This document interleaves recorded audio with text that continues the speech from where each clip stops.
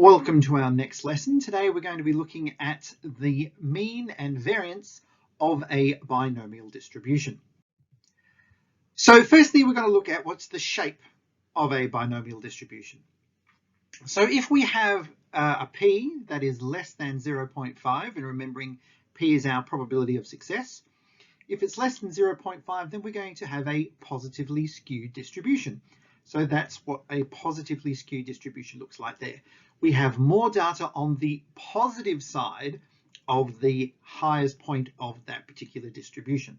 Right? There's a greater spread of data scores on the positive side, so therefore it is positively skewed.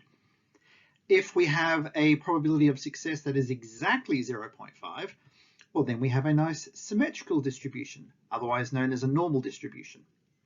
Hopefully you remember normal distributions. And then obviously if we have a p that is greater than 0.5, well, then we're going to have a negatively skewed distribution. So remember that our mean of a Bernoulli distribution was p, our probability of it occurring. A binomial distribution is when we're having n number of Bernoulli trials. So therefore the mean or expected value of our binomial distribution is going to be n multiplied by p, the number of trials multiplied by whatever our probability of success.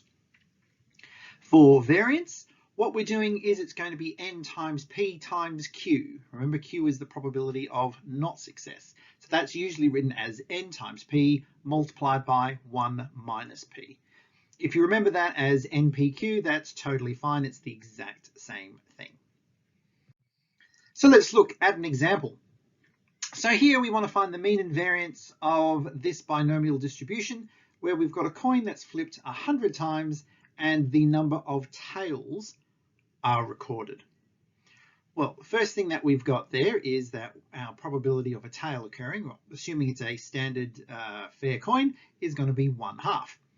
So if the probability of a tail is 1/2, that means that our p is also 1/2. The probability of success, the probability that we get a tail in a single trial.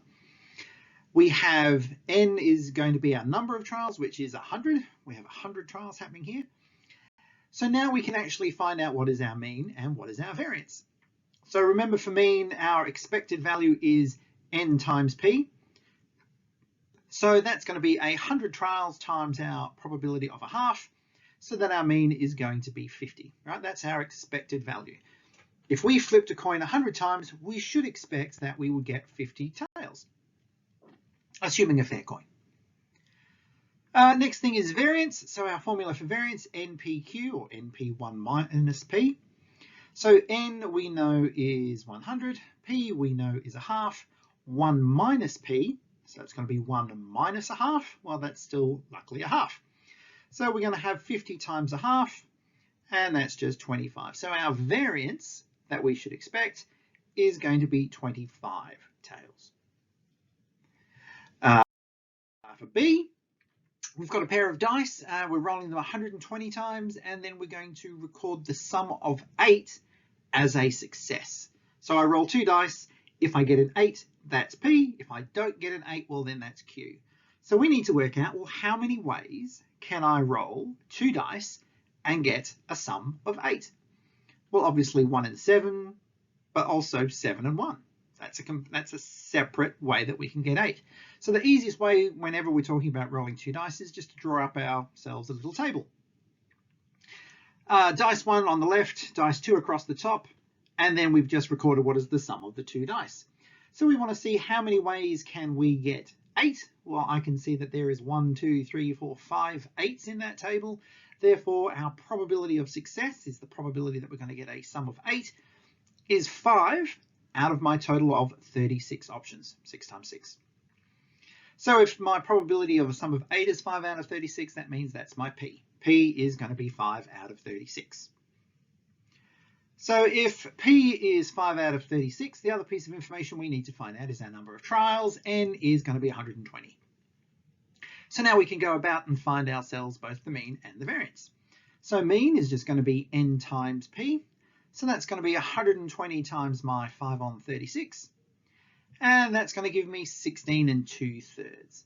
So out of 120 rolls, we should expect roughly 17 times we're going to get a sum of 8. Our variance, so again, that's going to be NP multiplied by 1 minus P. So we know that N is 120, P is 5 on 36, so then it's going to be 1 minus 5 on 36. So 120 times 5 on 36 is going to give you my 16 2/3 that I got as my mean, and then I'm multiplying that by 1 minus 5 on 36, so that's going to be 31 on 36, and then that comes out as 14 and 19 on 54. While we would not expect that as a realistic number, we can't have 19 out of 54 rolls, nor can we have 2/3 of a roll.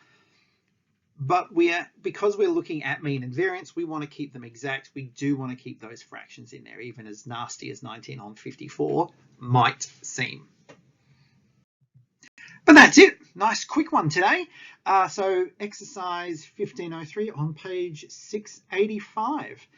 As always, any questions or any problems, email or messaging via Google Classroom.